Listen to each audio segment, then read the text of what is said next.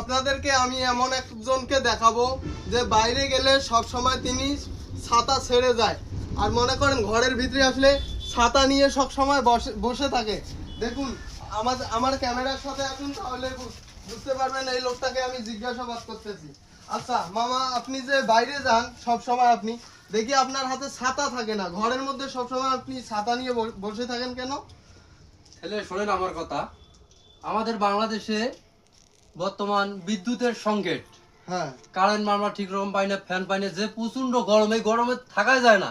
আচ্ছা। আমি একটা বুদ্ধি করলাম যে বাইরে গেলে তো দুনিয়ার আবহাওয়া, ঠান্ডা আবহাওয়া লাগে, ঘরের ভিতর তো এই আবহাওয়াটা আমি পাই না। এই জন্য আমি ছাতা নিয়ে আবহাওয়া উপভোগ করি। ছাতা নিয়ে? জি। আপনি তো বাইরে বাতাস আছে, ওখানেও বসে থাকতে পারেন।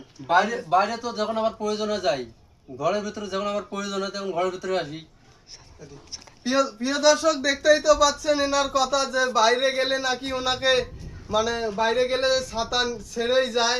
মনে করেন বাইরে যাওয়ার সময় অবশ্যই ওনাকে ছাতা নিয়ে যেতে হবে, কেমন করে রোদ লাগবে।